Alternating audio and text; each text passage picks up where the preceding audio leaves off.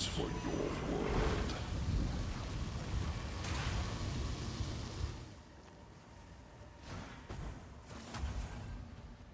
Your affliction upon her will soon be erased. The mother soul must.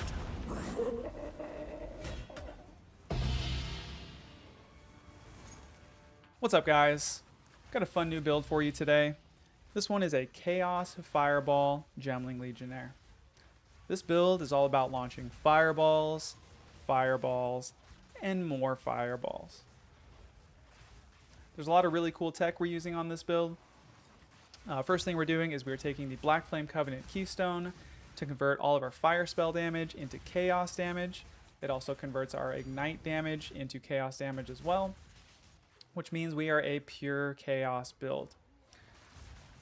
Much like the other Gemling Legionnaire Ascendancy builds that are out there right now, we are taking advantage of the additional quality effects provided by the Ascendancy to enable some really cool interactions. So for our Fireball, the additional quality effect is we get a chance to fire 8 additional projectiles in a circle, and then through the use of quality stacking and then the Scion's Temper as well as Wild Charts 2 supports, we are constantly sending out fireballs in all directions. I've also got 98% chance for spells to fire 2 additional projectiles on the build, and this stacks with the 8 additional projectiles fired in the circle. Then on top of that, we're actually able to get more projectiles through the use of the Headhunter belt. So one of the mods that you will very, very commonly pick up when using Headhunter is you will pick up skills fire 4 additional projectiles. You stack that with the other sources, and if you add all that up, this means that we are able to get up to 15 fireballs sent out per cast. Pretty insane. Not only that, but we are self-casting Fireball and also have Fireball on both Cast on Ailment and Cast on Crit, which means we are sending out 15 Fireballs at once, and we're able to send them out very, very quickly because Cast on Crit and Cast on Ailment will proc constantly. And that's how you're seeing so many Fireballs on the screen. Now, I am using an amulet that has Cast on Crit on it, but I would actually recommend for this build to use an amulet that has Cast on Ailment. Cast on Ailment just functions better with this build because the energy generation for Cast on Ailment works really, really well with Ignite. You're going to be able to build up more energy quicker using Cast on Ailment than you are with Cast on Crit. But I'm using Cast on Crit because I already had this amulet, and these amulets can be pretty expensive. Now the other thing that's really nice here is we are able to get very constant uptime on our fire infusion. So you want your fireballs to be fire infused as much as possible because you get larger fireballs shooting out, and then they also will explode into those smaller fire bolts, which actually deal just as much damage as the fireballs do. It gives you even more projectiles, more damage output, more screen clear. We're getting lots of fire infusions by using Siphon Elements, and then with the increased quality means we get more remnants from this. And then we're also using Powered by Verisium socketed into Cast on Crit to automate the process of generating more infusions. Now we are mana stacking on this build, but we're not relying on Archmage for our damage scaling. This means it's actually a little bit easier to maintain our mana because Archmage can make it very, very hard to sustain your mana. So we don't have that concern, which means we don't have to invest nearly as much into mana cost efficiency or mana recovery on the build. And instead, we can scale our damage in a few different ways. So the ways we're scaling our damage, one is through crit. So we get a lot of crit damage, crit chance on our jewels and the passive tree. We're also boosting the base crit of our fire spells with a mod on our amulet that gives us almost 7% more base crit, which is pretty insane. We scale our damage through gem levels. My fireball is sitting at level 40, which is the max. We're utilizing low life tech with that Xeri's Communion, which allows us to do a couple things. It allows us to take Pain Attunement, which gives me 30% more critical damage bonus, pushing my crit bonus to over 900%.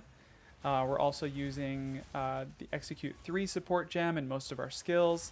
This gives us 30% more damage while we're on low life, which is all the time. and that goes up to 60% against low life enemies, which is pretty insane. We're also scaling our damage just on the tree by picking lots of increased chaos damage nodes. And then we're also getting a good amount of gain damage as extra chaos.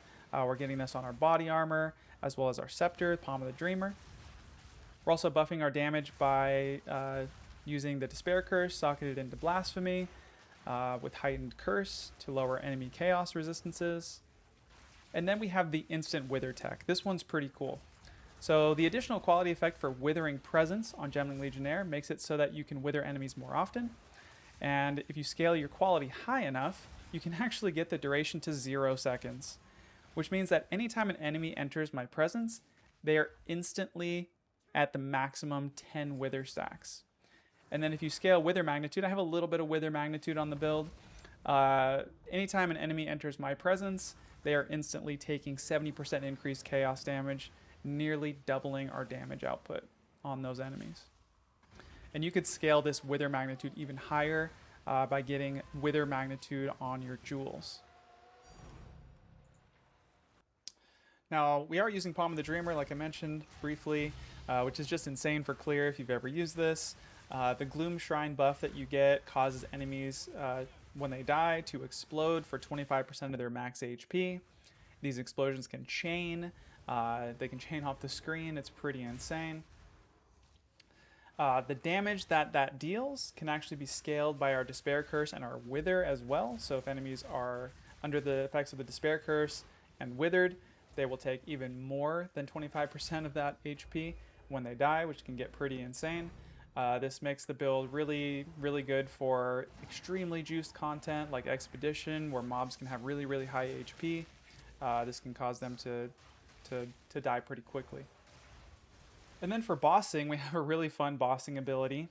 We can literally one-shot any boss in the entire game with Flameblast. You could use Fireball against bosses too, and it works very well, but I typically like to use Fireball for clear because it has so much screen coverage, and then Flameblast is just insanely OP for single target due to its Ignite scaling. So the additional quality effects for Flameblast on Gemling is % more magnitude of ignites per stage. Mine right now has 92% more magnitude per stage. With 10 stages, would you get to 10 stages in a few seconds? That means you're getting 920% more magnitude of ignite. Now on my build, I've invested a little bit more into magnitude of ailments, magnitude of ignites on my jewels. That scales multiplicatively with the more magnitude from the Gemling quality, which honestly is overkill. But POB, if I pull up my POB numbers, has my Ignite DPS, not the hit DPS, just the Ignite DPS by itself is over 32 million for Flameblast with Sigil of Power active, which is insane and honestly more than we need, but it's pretty fun to just pop bosses in one hit. And as I mentioned before, we are also mana stacking on this build, which means we're using the Mind Over Matter Keystone as well as Eldritch Battery, which means our mana acts as our life pool. It also is what we use to cast our skills. The good news is that we get our mana back incredibly easy, incredibly fast. It's actually the reason I switched off of using Energy Shield on this build. Energy Shield can be tough to recover. Even using like Convalescence and stuff like that, you feel a little bit more squishy. Even with twice as much Energy Shield, you feel more squishy. So 4,000 mana, I actually feel pretty tanky on this build because we get our mana back so fast. So we get our mana back by using Mana Remnants. That allows us to overflow our mana to 1.5 times the normal maximum, which means in combat, I'm able to get over 6,000 mana. And then with Headhunter buff, sometimes it goes over 7,000. And then Arcane Remnants. So Mana Remnants not only gives us our mana back, but it also overflows it. And then Arcane Remnants, which is a notable on the tree, gives us 3% of our mana back when we pick up a Remnant. Now we have lots of Remnants that we're picking up. We pick up the Mana Remnants themselves. We pick up Kalguran Remnants, which restores our ward. And we also pick up our Infusion Remnants. So I'm picking up Fire and Lightning Infusion Remnants. We pick these up so frequently that it shoots our mana up to maximum and above it very quickly, very easily. The one thing you do need to watch out for though on this build is mana siphoning mobs. So if you run into a mob that will siphon your mana or you step on mana siphoning ground, that can be super, super deadly for this build. So something you need to watch out for. The other thing is we do get a lot of mana cost reduction by using efficiency 2 in most of our skills, and then taking advantage of the gem-studded ascendancy node from the Gemling Legionnaire Ascendancy for a total of 70% less cost of our skills. This also gives us crit immunity and 40% less movement speed penalty from using skills while moving, which is pretty insane. In order to get all three benefits, you do have to have an equal number of all colors of support, so an equal number of green, red, and blue support gems, which I'll talk about when I get into the gems for the build. Now, another thing I'm doing on the build is, I mentioned the Despair Curse before, but we're actually using a double curse setup. So we're using the Whispers of Doom Keystone, and then I have 2 curses socketed into Blasphemy. And then I use the Adziri's Communion to reserve life for that Blasphemy. That keeps me on low life all the time. And then I have both Despair and Temporal Chains socketed into Blasphemy. Temp Chains is actually really nice as a defensive layer because it slows enemies pretty dramatically, which makes it so they don't hit you as often. You're able to kill them usually before they hit you. So nice crowd control, nice defensive layer. And then I'm also using, this one is optional, but I'm using Haste Aura Companion. This gives me more movement speed and more cast speed, which is pretty nice. You could also use Blink if you prefer for movement. Or if you wanted to, you could even throw in another cast on crit for even more fireballs, which honestly would be overkill, but you could do that as well. So those are kind of the basic mechanics for the build. We can get into more detail now, starting with the skill gems.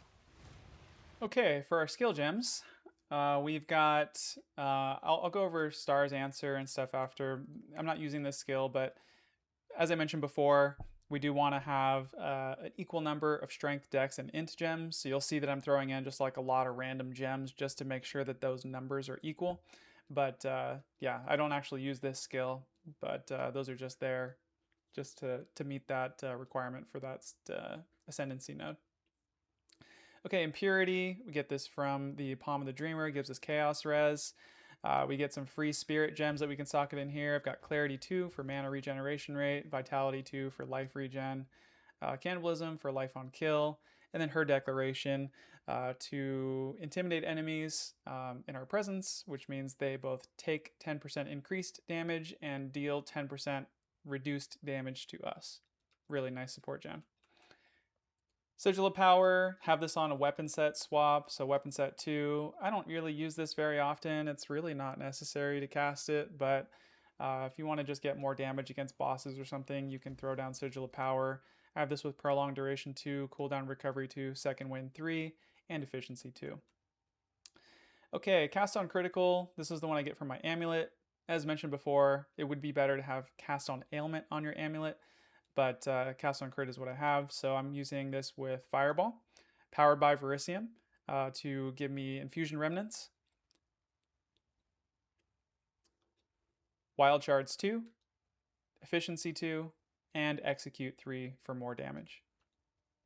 Virtuous Barrier gives us moats. I don't think anything really works in here, but you can use this for some extra support gems if you need to get your colors matched. Fireball, this is my main self-cast Fireball, self-cast ability. It's really kind of a single button build. If all you do is cast Fireball, you can just run around casting this, and it procs everything else, and then Flameblast against bosses. So Fireball, I have socketed with Sion's Temper for those additional projectiles fired in a circle. Rapid Casting 2, Pinpoint Critical to get this up to 100% crit chance, so it procs Cast on Crit. Execute 3, and Efficiency 2. For Flame Blast, I have this socketed with Considered Casting, Concentrated Area, Searing Flame 2 for more Ignite Magnitude, Ignite 3 for more Flammability Magnitude, and Fire Ignites deal damage faster, and then Cooldown Recovery 2. Cast on Ailment, I also have Fireball in here. I have Arc in here, which I'll talk about in a second. Wild Shards 2, Execute 3, and Efficiency 2. So why do I have arc in here? You know, we're a chaos build. I'm not like doing anything to scale lightning damage. And actually, it's only a level 5 arc that I have in here. So the reason I keep it at a low level is to keep the cost down. And the reason I have it in there is to consume another type of remnant. So as mentioned before, we're using this arcane remnants node on the tree, which allows us to recover 3% of our max mana when we collect a remnant. If I put arc in here, now we're going to be shocking enemies, which is nice for utility because it actually is another source of more damage that we deal to enemies. And arc deals shock with a pretty high magnitude. And then because I'm scaling magnitude of ailments on the build, the shock magnitude is somewhere around 40 to 50%. So enemies take 40 to 50% more damage on top of all of our other damage scalers when they're shocked. But the main reason I have an arc in here is not to shock enemies, but to create lightning infusions and to consume lightning infusions. So when it shocks enemies and we kill them, it'll create lightning infusions. When we collect those lightning infusions, we gain more mana back. And I've tried this both with and without arc in here, and I find that with arc in here at a low level, it actually feels even better for mana sustain. So that's why I have that in there. Okay, my companion is the rabid dog companion from the interludes area. This is one of the lowest reservation minions you can get that can get haste aura. 787 Prada made a video recently talking about his explosive shot Infernalist, where he's using this minion with haste aura on it. I'll leave a link down below to his video because he goes over where to go, exactly everything you need to do to get this exact minion. I actually have enough spirit because I did get the +10 spirit from Expedition on this build. So I could use a higher cost minion, but yeah, this is a nice one because like a lowest spirit cost to get haste aura on your build. And this is really nice because haste aura gives us both cast speed and movement speed, which feels really good. And then we get some other extra utility because even though I have Brutus's Brain on here and he cannot deal damage, but he also cannot die, but he can still inflict maim and blind on enemies, which is kind of interesting. So I threw those in there just for a little extra utility. So in addition to my temporal chains slowing enemies, when my dog hits them, he will maim them and slow them even further. Kind of cool. And as I mentioned before, you could, if you don't want to use a companion or you don't want to take the time to farm a companion like this one took a couple hours for me to farm and actually find this one. You can use Blink instead. Blink is another option. Or as I mentioned before, you could use an extra cast on critical, throw that in here. That's another option. And you would use Fireball in that as well.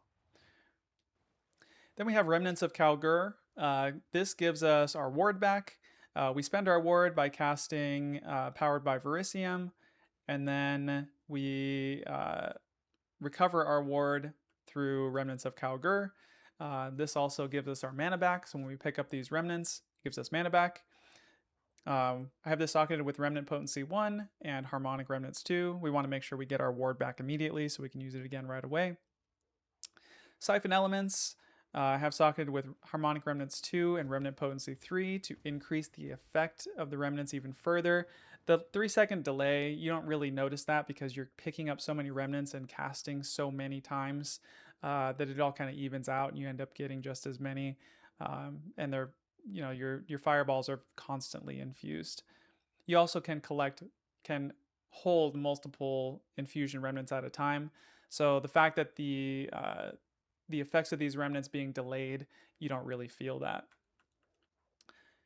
Okay, Withering Presence, so we can get our instant wither tech.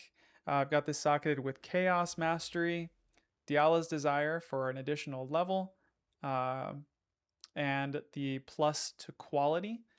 So we need that plus 5% quality to get our wither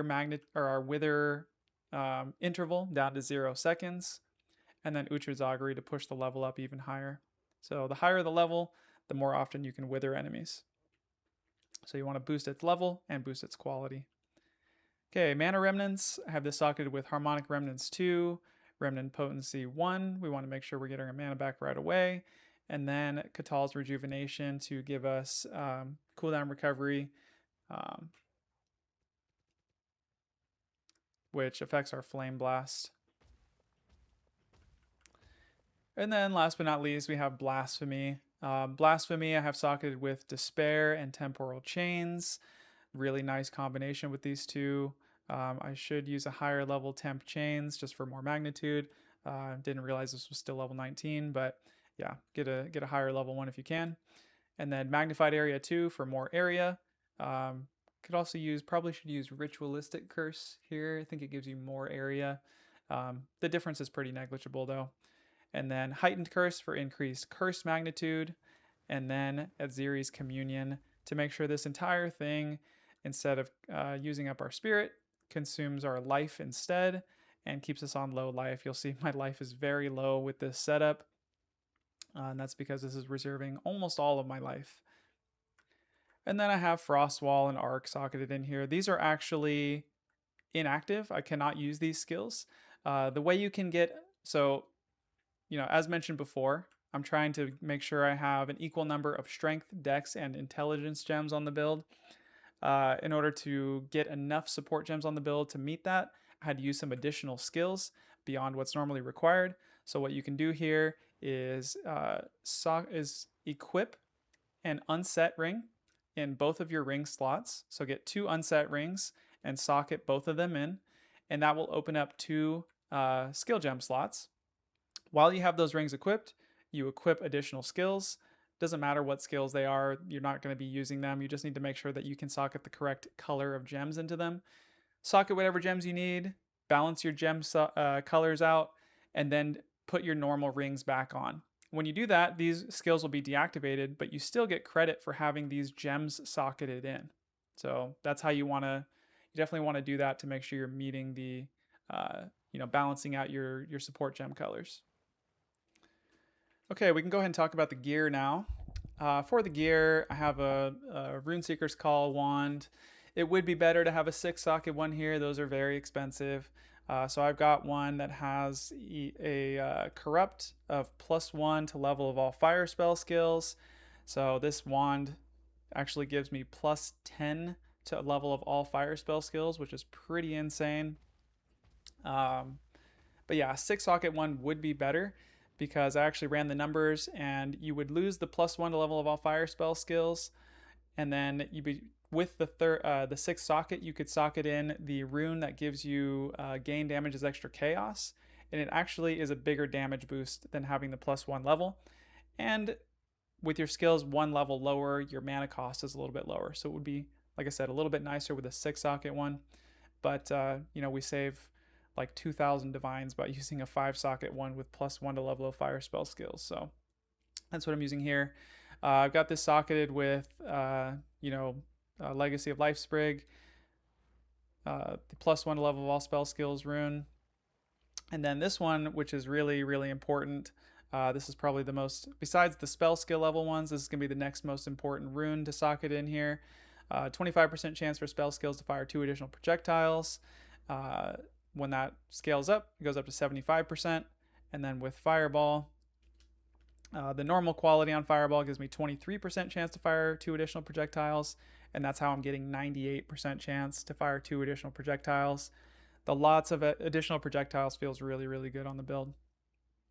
And then I've also got increased crit chance rune, and then increased mana rune, just for more defense. The mana feels really nice. You could also go with increased spell damage rune, or the chaos damage rune instead of the mana.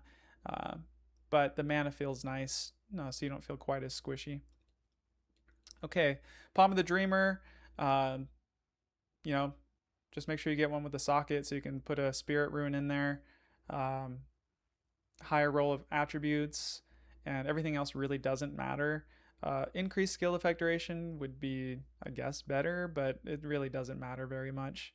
So just a Palm of the Dreamer, pretty much anyone will do. So that's what I've got there. Now the body armor. This is a very important slot on the build. So I'm getting a lot from this body armor. So I've got the Lore Weave body armor with plus 7% to quality of all skills. In order to get the Wither tech online, you need to get one of these that has 7% quality of all skills. Okay, any less, and you won't be able to hit that threshold where it reaches the Wither duration is 0 seconds, or the Wither interval is 0 seconds. So you want to get one with 7% quality. So these can either roll, you know, when you produce a Lore Weave, it can either have a roll range on quality from 0% to 7%, or I think it's 2% to 5%. So you want to make sure you want to get one that can roll up to 7%. And then, you know, the ring modifiers on here, projectiles from spells fork is the most critical mod to get on here. This saves us a support gem slot in our fireballs. We don't have to sock it in fork. We get it for free on our body armor. So that's really, really nice. And then, yeah, just having your fireballs fork, you know, you're sending out 15 at a time. If they hit an enemy in fork, that's, you know, up to 30 fireballs at a time. It's pretty insane. So definitely want to get fork on your body armor. And then if you can get it, gain damage as extra chaos, feels really nice. If you can get one with onslaught on kill, would be really insane too. There's definitely some good other options out there. The physical damage on minion death does nothing for me. I have, you know, my minion doesn't die, so it does nothing on my build. And then, you know, you just want to have as good a roll as you can get. You could sit there. I think I've thrown like 200 divines at this thing, trying to get good rolls on it. You could sit there and spend 1,000 divines and maybe not even hit what you're trying to hit, but or not hit a perfect one, because a lot of these values roll from negative to positive. So you can get like minus rarity. You can get your maximum resistances are like 50%, which is pretty terrible. So ideally you'd get, you know, more than 75% max res, an increase of cast speed, an increase of rarity, a good value on extra chaos damage, good value on mana, but that can be pretty challenging. Okay, for the amulet, like I said before, I've got a cast on crit amulet. I would highly recommend getting a cast on ailment amulet instead, but the difference is not that big, but it definitely will feel better with cast on ailment. You'll get more fireball procs with it. For this, I've got spirit on there. I've got rarity. You could also get mana, you know, for more defense, but you know, I want trying to squeeze as much rarity as I can on the build. Plus 4 to level of all spell skills, and then that last line is the most crucial, the flat plus percentage to fire spell critical hit chance. So with almost 7%, that means I have almost 14% base crit on all my fire spells. Or actually, I think Flameblast is even higher than Fireball. So yeah, Fireball is 7%, Flameblast is 8%, so a little higher crit on Flameblast, but that feels nice. So you add 7% to those base numbers. Makes it much easier to get closer to crit cap on this build. Okay, for the other gear, for helmet, just trying to get one with as high energy shield as possible. I've got the Raven Touch shard in here with Zarok's Gift to give me another jewel socket. And then I've got the increased cost efficiency idol in here as well, just to reduce mana cost a little bit. Oh, before I move on, I forgot to mention the runes in the body armor. So we've got a Fox idol in here for additional quality, plus 5% quality of all skills. And then the rune of the prism. I'm not sure entirely why this works, but I think the modifier on the body armor overrides the downside of this rune that says minus 10% all max elemental resistances. But the body armor says your max resistances are 79%. So I think we don't see the downside for that reason, but we still get the upside of plus 20% to all elemental resistances, which is super OP. Helps me to reach resistance cap on the build. Okay, for my ring, you know, I'm using Kalandra's Touch with this one ring reflected. I'm just trying to get as much mana as possible. So I've got, you know, tier 1 mana, tier 1% mana, mana regen rate, some rarity implicit for more rarity, and then chaos resistance and all res. So just a nice, just good utility ring there. And then, like I said, I'm reflecting that, so we're doubling the benefit of it. Okay, I've got for my gloves just a kind of standard pair of energy shield mana gloves with crit bonus and arcane surge when you deal a crit on them. And then I've got Cadigan's Epiphany for an extra jewel socket in here as well. Headhunter for the belt.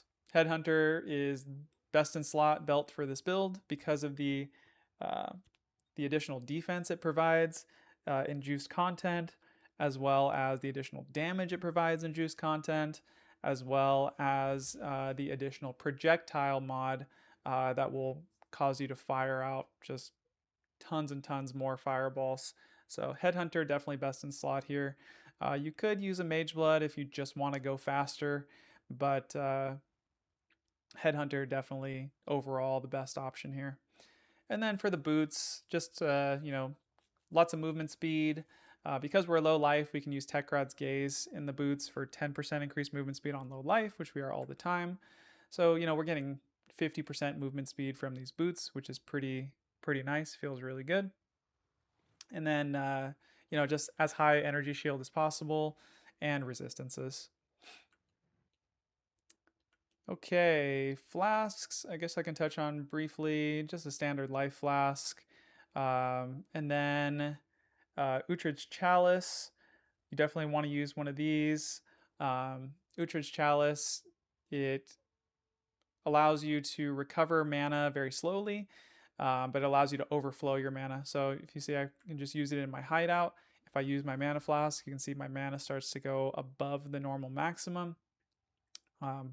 So definitely a really, really nice mana flask to use for this build.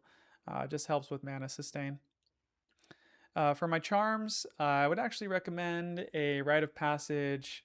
If you can afford it, the Cat Charm would actually probably be the best on this build. But any of the ones that give increased movement speed and skill speed would be better than what I'm using. I'm just a little broke right now. But if I had the divs, I'd probably get a Cat Charm. Stag Charm could be nice as well. Those are definitely better options here. It'll feel nice to have the additional movement speed on the build. And then and the Cat Charm is best because it gives us increased crit chance. So that would feel really nice on here. Also got a Thawing Charm and Fall of the Axe to get onslaught when we get slowed. Okay, we can go over the passive tree now. The passive tree is fairly simple. We're basically just coming up here, grabbing Arcane Remnants and some mana cost efficiency.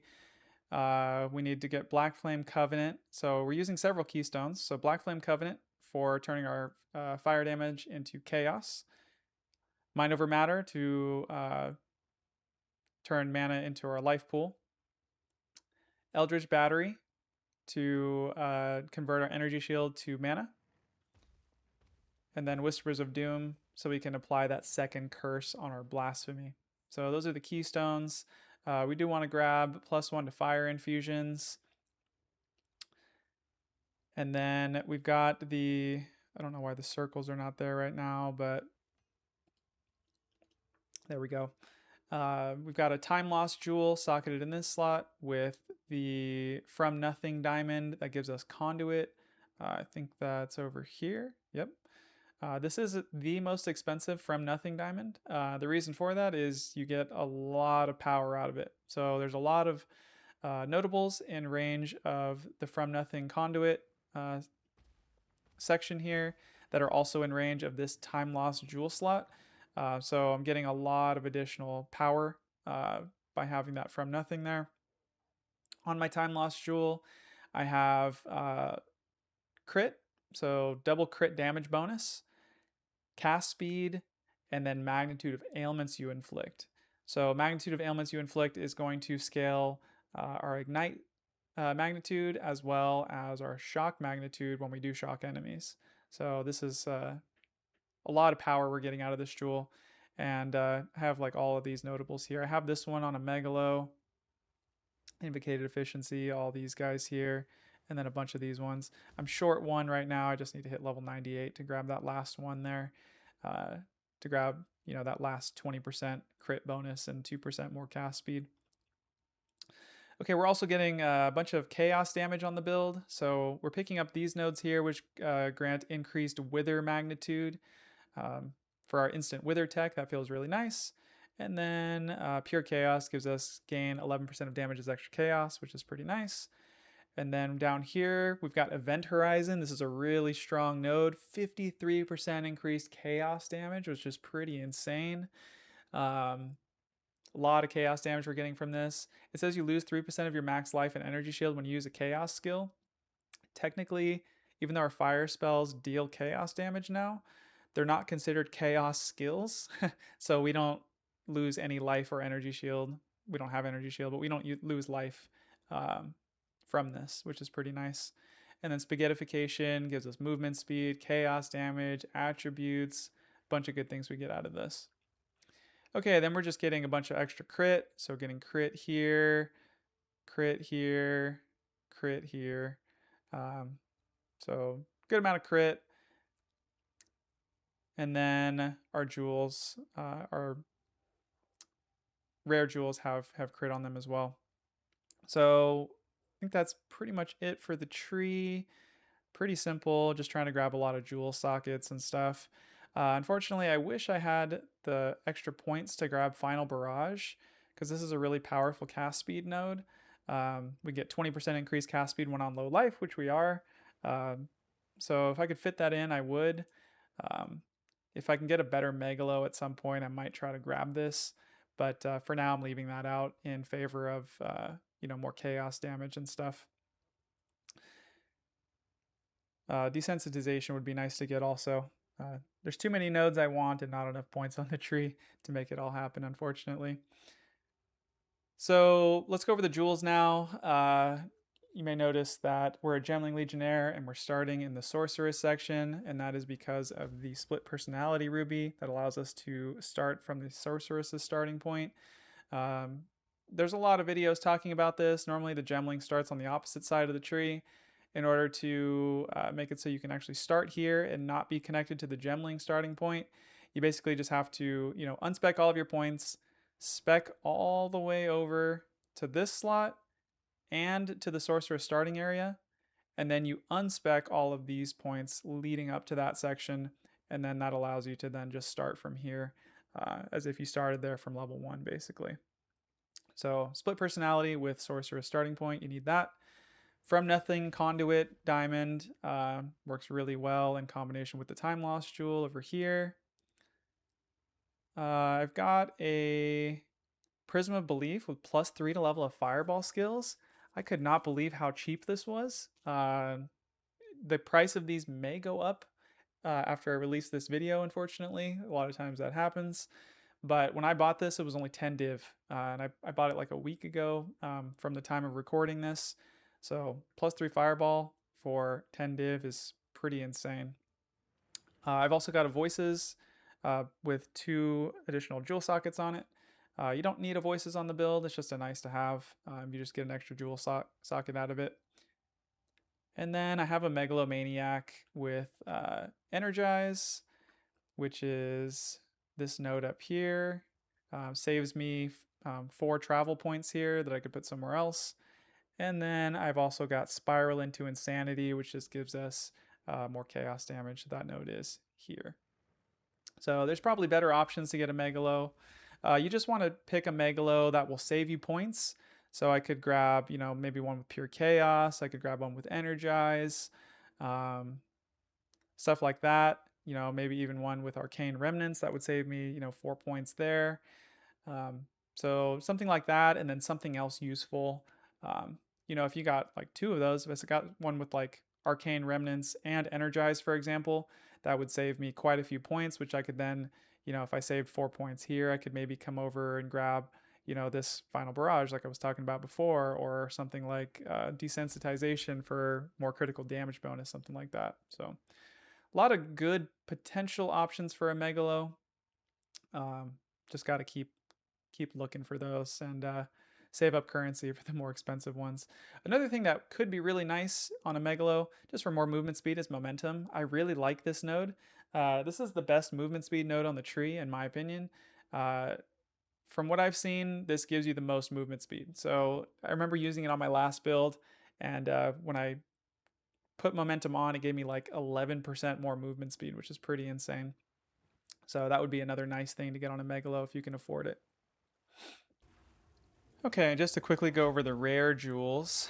I've got 4 of them on the build. 1 in my gloves, and 2 from voices, and then 1 from the helmet anoint. The mods that I have on the gloves, I do have 1 jewel that has recover 3% of maximum mana on kill. Just another source of helping to get mana back. It is, I think, nice to have at least 1 modifier like that on at least 1 jewel. And then other than that, we're just going for a good amount of crit chance, magnitude of ailments, ignite magnitude, yeah, crit chance for spells, crit bonus. Spell damage is okay. I would actually prefer probably wither magnitude. I think wither magnitude might actually end up being better than ignite magnitude or ailment magnitude. And then this jewel is kind of the same thing. So you can kind of play around with your prefix because you have 1 prefix you can play around with. But then, yeah, generally the suffixes you want to be just crit focused. Crit chance, crit damage on all of them.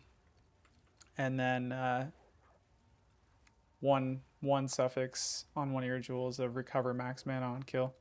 And yeah, that feels pretty good for me so far. But you can play around with the modifiers on your jewels as well. Okay, for our ascendancy, I didn't go over that.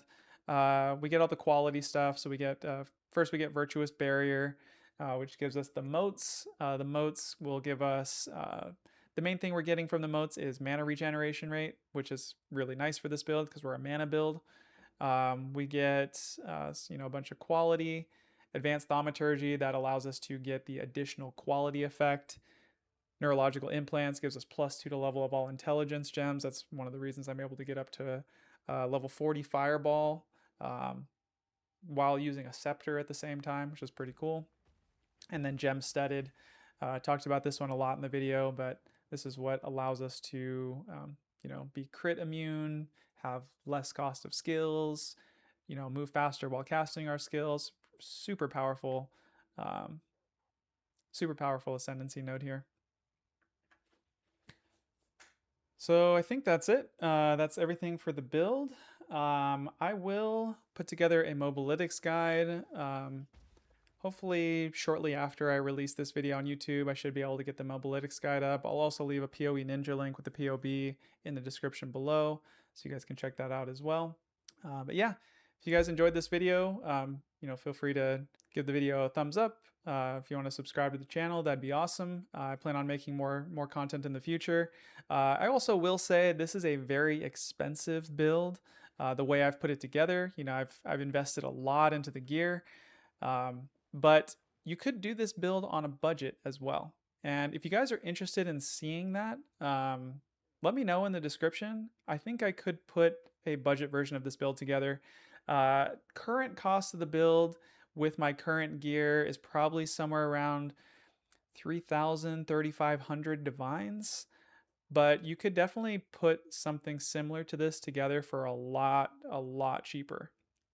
So if that's something you guys would be interested in seeing, let me know down below in the description. Leave a comment like, hey, I'd like to see, can you do a budget version of this? I can definitely do something like that. So yeah, with that, that's everything I wanted to cover. You guys have a good rest of your days, and we'll see you in the next video. Peace.